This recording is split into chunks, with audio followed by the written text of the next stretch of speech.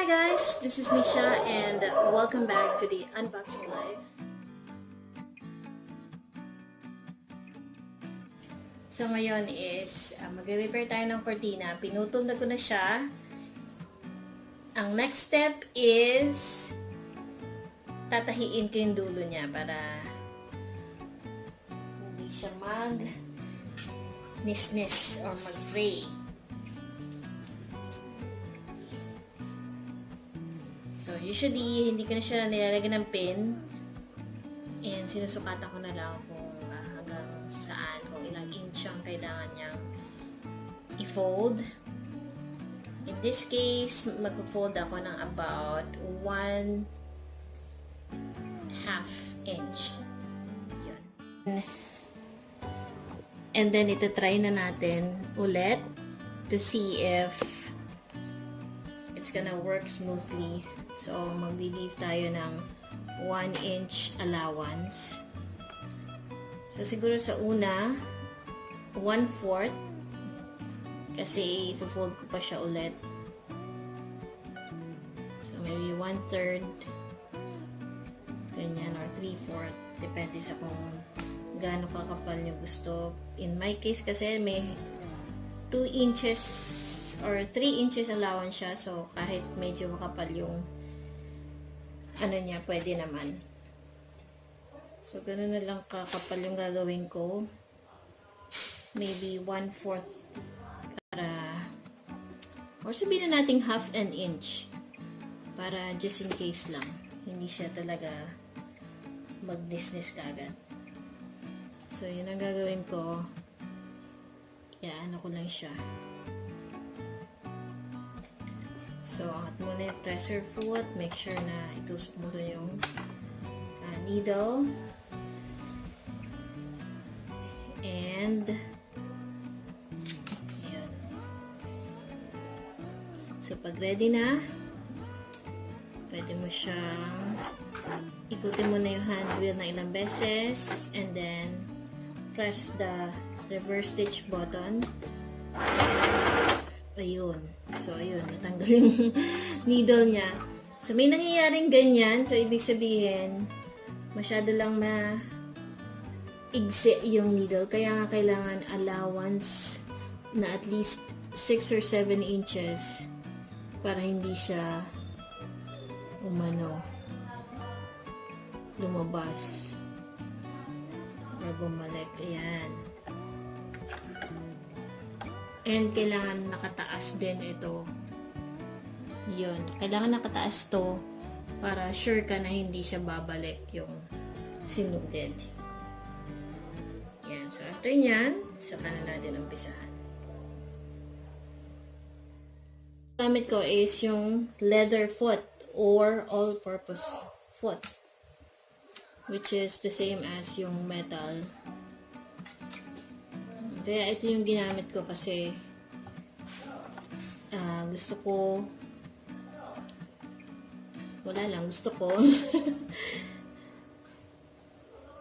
saka naka-design siya for 1/2 inch. Pwede mo isunod lang dito. Yun. So, magre-reverse tayo after rotating the hand wheel. So, reverse. And then, balik. So, yun. So, ito na lang guide na to ang susundin ko. Yun.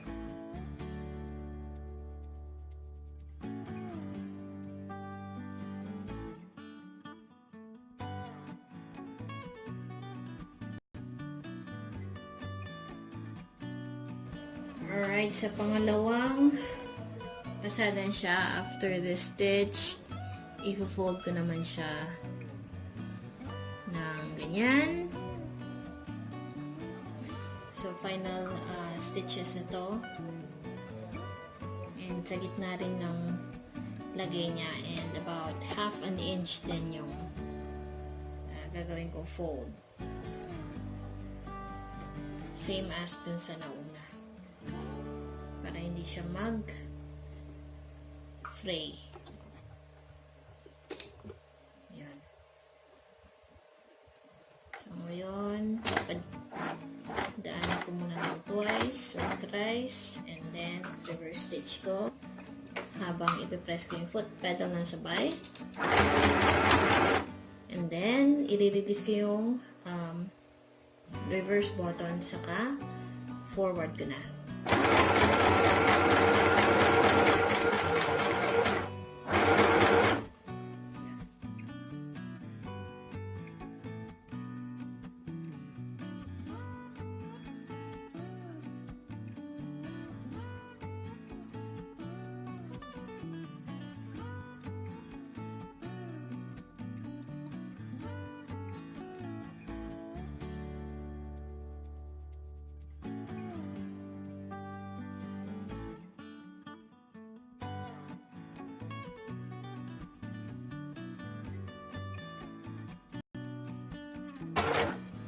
Yan. So, bago ka makarating dun sa pinakadulo, pwede mo siyang manual. And then, reverse button para malak. And then, forward mo ulit. Yan. So, yun ang ginagawa para ma-double lock yung stitch at hindi siya makalas.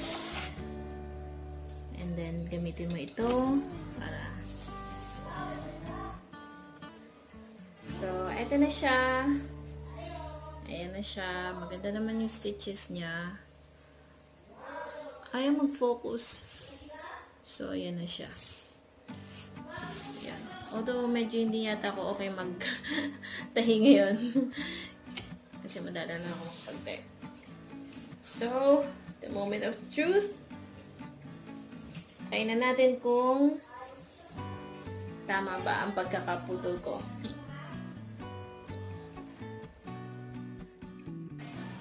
So, dyan ko siya ilalagay.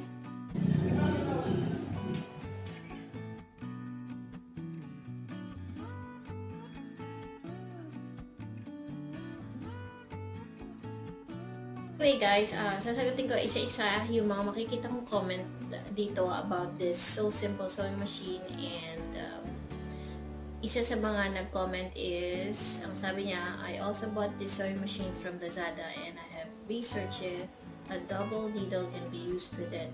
Google says yes for any sewing machine that has zigzag stitches. I would just like to suggest a video tutorial reusing a double needle with so simple and techniques siguro. So anyways, hindi ko sure kung makakabili ako noon kasi sa totoo lang, bala ko magpalit ng bagong sewing machine. And kasi nung nabili ko to, wala talaga akong ka-budget. So, parang nag-take ako ng risk para malaman kung hindi. Ganito na lang. Kasi yun, that time, wala akong masyadong budget. So, naisip ko na bumili ito para kahit pa paano magkaroon akong way para ma-recycle ko yung mga ibang damit ko. And at the same time, ito kasi yung pinaka-cheapest na portable sewing machine na nakita ko na maraming stitches. So, 12 stitches pattern siya, which is maganda. Tapos meron pa siyang parang pang botones, kaya lang hindi ko nagagamit yun.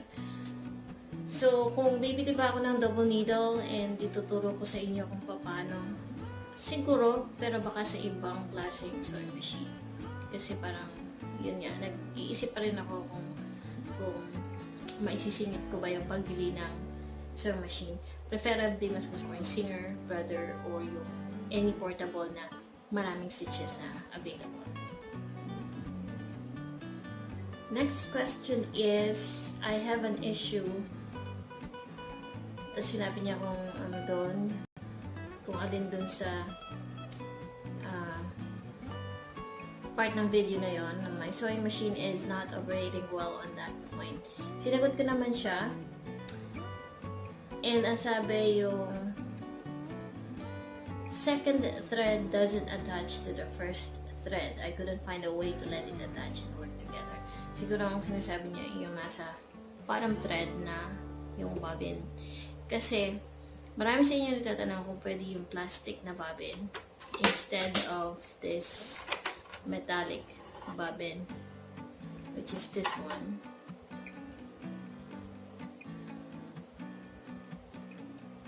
Kaya lang, nabasa ko din na pag plastic ang ginamit mo, hindi siya uubra kasi may parang magnet siya na hihilap akyat doon sa thread. So, hindi siya talaga pwede. Kung isi-search nyo yung isang klase ng sewing machine, parang clone siya nung isang klase na machine. Pero branded siya eh. And affordable din naman. Parang may something pixel art yata na sewing machine.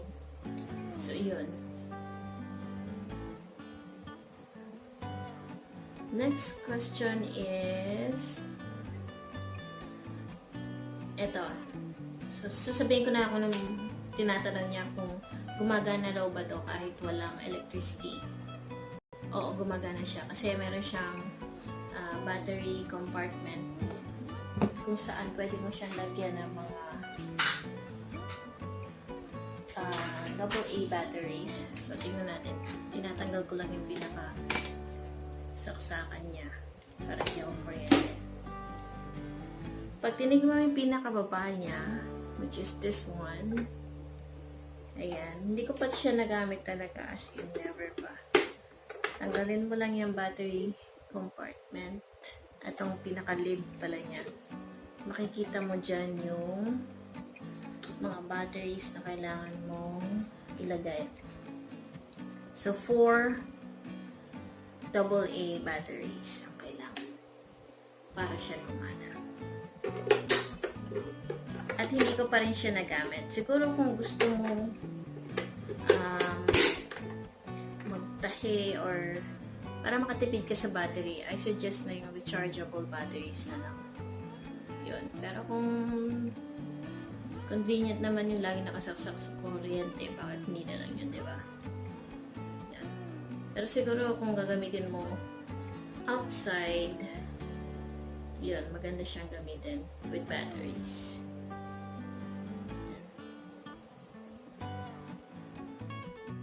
Alright, so ang sabi dito, Ma'am, good day. Meron po akong ganito sa bahay. Ayaw na po magtahi. Paano po kaya maayos? Mahirap kasi kung itatanong lang kung paano maayos kasi maraming pwedeng pagmula ng problema and hindi naman natin mapipinpoint kung hindi mo sasabihin kung alin ang particular spot na talagang hindi gumagana. I suggest na huwag nyo itatapon yung manual nyo kasi doon sa manual nyo, meron kayong makikita na troubleshooting steps. Doon din naman ang chinek ko. Eto. So, dito ko chinecheck kung alin ang specific part na hindi talaga gumagana. Kasi importante yun para ma-narrow down natin kung alin talaga ang may problema sa part ng sewing machine na to. Ako, ang laging tinitignan ko dito is yung eto, troubleshooting. Yan. So, kailangan malaman mo kung alin dyan ang specific na problema. Kung nag-skip ba ng stitches or kung hindi ba talaga. Kasi hindi talaga siya magtatahi kung hindi na kukuha yung sinulit sa baba. So, yun ang nakikita kong kalimitang problema. Hindi siya makatch yung thread sa baba. So, pag gano'n ang problema, more or less baka sira na yung magnetic niya. Magnetic something na nakalagay doon sa baba para makuha yung thread sa taas. At kasi gano'n din na nangyari dun sa previous na portable sewing machine ko na binigay sa akin. After nun, hindi na talaga gumana. Hindi ko rin alam kung bakit. At pag ipaparepair mo naman yan, siguro baka mas mahal pa yung pagpaparepair kesa dun sa pagbili mo. So, hindi na ako... Siguro kung masisira ito, baka hindi na ako mag-aksayang bumili pa ulit ng or magpa-repair kasi alam ko baka hindi naman magawa.